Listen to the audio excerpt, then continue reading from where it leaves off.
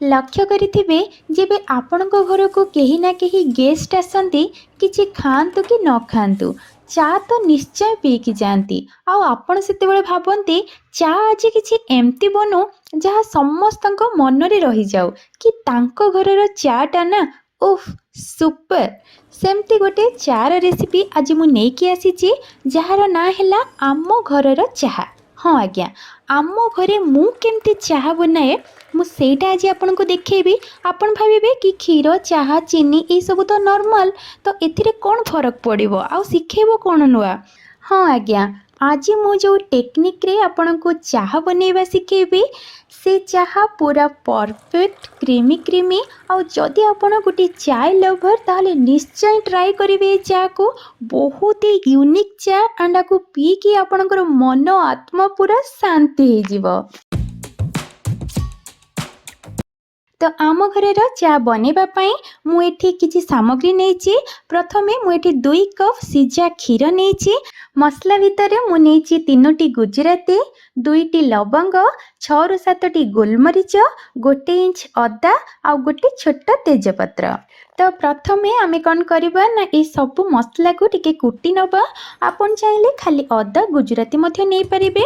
ତ ମସଲା ଆମର ଏଠି ରେଡ଼ି ହେଇଗଲା। ଏବେ ଆମର ସବୁଠୁ ଇମ୍ପୋର୍ଟାଣ୍ଟ ହେଲା ଗ୍ୟାସ୍ ଅନ୍ କରିକି ସସ୍ ପ୍ୟାନ୍ ଗୋଟେ ବସାଇଦେବା ଆଣ୍ଡ ଏଥିରେ ପାଣି ଚିନି ଆଡ୍ କରିବା। এই চা ବନେଇବା ଆଗରୁ ଆମେ ଚିନିକୁ ଟିକେ କ୍ୟାରାମେଲାଇଜ୍ କରିବା। ତ 2 ଚାମଚ ଚିନି ମୁଁ ଏଠି ଆଡ୍ କରୁଛି ଆଣ୍ଡ ଗୋଟେ ଛୋଟ ଚାମଚ ପାଣି ଆଡ୍ କରିବା। ଆଉ ଲୋ ଫ୍ଲେମ୍ରେ ଆମେ ଚିନିକୁ ଟିକେ ମେଲ୍ଟ ହେବା ପାଇଁ ଦେବା।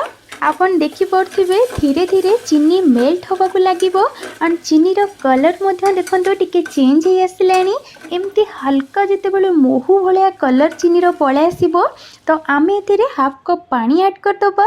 ଆଉ ଚିନିର ଆପଣ ଦେଖିପାରୁଥିବେ ଯେଉଁ କାରାମେଲାଇଜ୍ ଫ୍ଲେଭର ଆମ ପାଣିରେ କେତେ ବଢ଼ିଆ ସେ ଆସିଗଲାଣି।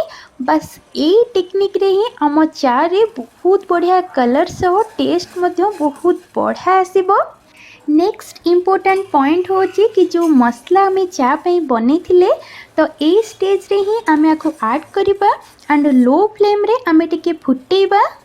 ତେଜପତ୍ରକୁ ମଧ୍ୟ ଏଇ ଷ୍ଟେଜ୍ରେ ଆପଣ ଆଡ୍ କରିପାରିବେ କିନ୍ତୁ ମୁଁ ଟିକେ ପଛରେ ଆଡ୍ କରିଛି। ଏବେ ଏଥିରେ ଆମେ ଚା ପତି ଆଉ ଚିନିକୁ ଆଡ୍ କରିବା। ତ ଯେତେ କପ୍ ଚା ଆପଣ ବନାଉଥିବେ ସେତିକି ଟି ସ୍ପୁନ୍ ଆପଣ ଚାହା ପତି ଆଡ୍ କରିବେ।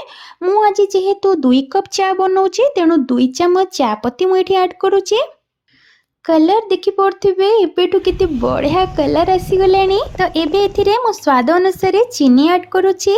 ଧ୍ୟାନ ରଖିବେ ଆଗରୁ କ୍ୟାରାମେଲାଇଜ୍ କରିବା ପାଇଁ ଚିନି ମଧ୍ୟ ଆମେ ଆଡ୍ କରିଥିଲେ ତ ସେଇ ହିସାବରେ ହିଁ ଆପଣ ଅଳ୍ପ ଚିନି ଦେବେ। ଏବେ ଏସବୁକୁ ଆମେ ଟିକେ ଫୁଟିବା ପାଇଁ ଦେବା ତାକି ଆମର ଯେଉଁ ମସଲା ଆଉ ଚିନି ଚା ପତି ଏ ସବୁର ଯେଉଁ ଫ୍ଲେଭରଟା ଆମ ପାଣିରେ ଯେମିତି ପଳାଇ ଆସିବ। ଦେଖିପାରୁଛନ୍ତି କେତେ ସୁନ୍ଦର କଲର୍ ଆସିଛି। ଏବେ ଏଥିରେ ଆମେ କ୍ଷୀର ଆଡ୍ କରିବା। ଆମ ଘରର ଚା ପୁରା ଖାଣ୍ଟି କ୍ଷୀରରେ ହିଁ ବନା ହୁଏ, ଖାଲି ନାକୁ ମାତ୍ର ପାଣି ୟୁଜ୍ ହୁଏ। ଯେହେତୁ ଆଜି ମୁଁ 2 କପ୍ ଚା ବନାଉଛି ତେଣୁ ସେଇ ହିସାବରେ ମୁଁ 2 କପ୍ ସିଝା କ୍ଷୀର ନେଇଛି। ଆପଣ ଯେତେ କପ୍ ଚା ବନେଇବେ ସେଇ ମେଜରମେଣ୍ଟରେ ଆପଣ କ୍ଷୀର ମଧ୍ୟ ଆଡ୍ କରିବେ।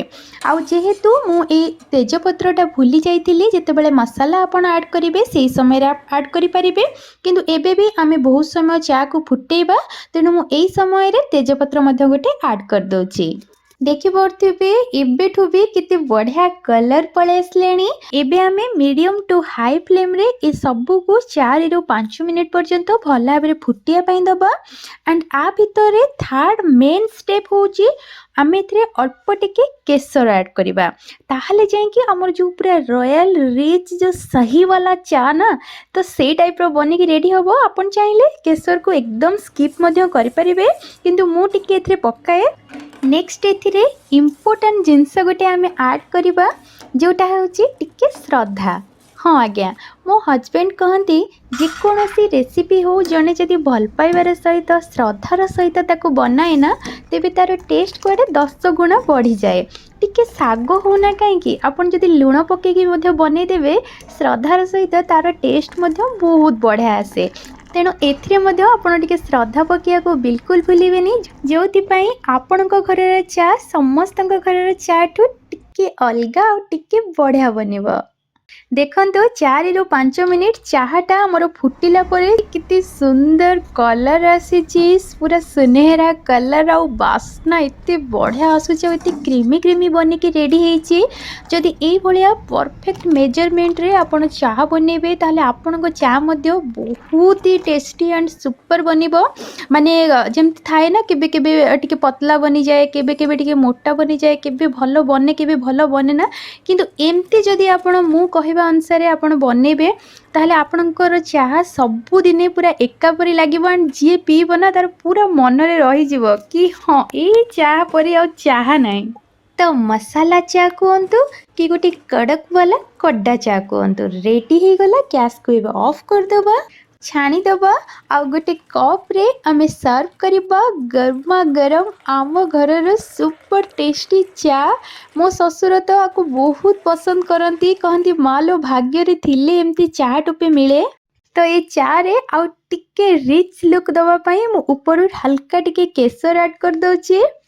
ତ ରେଡ଼ି ହେଇଗଲା ଆଜିର ସୁପର ଟେଷ୍ଟି ଫ୍ଲେଭରଫୁଲ୍ କ୍ରିମି କ୍ରିମି ଆମ ଘରର ଚା। ଆଶା କରୁଛି ଆଜିର ଏ ଆମ ଘରର ଚା ଆପଣ ସମସ୍ତଙ୍କୁ ବହୁତ ପସନ୍ଦ ଆସିଥିବ। ଆଉ ଯଦି ପସନ୍ଦ ଆସିଥାଏ ତାହେଲେ ଭିଡ଼ିଓକୁ ଲାଇକ୍ କମେଣ୍ଟ ଆଣ୍ଡ ସେୟାର କରିବାକୁ ବିଲକୁଲ ଭୁଲିବେନି। ତେବେ ରହୁଛି, ଦେଖା ହେବ ପୁଣି ଗୋଟେ ଭିଡ଼ିଓରେ। ଧନ୍ୟବାଦ।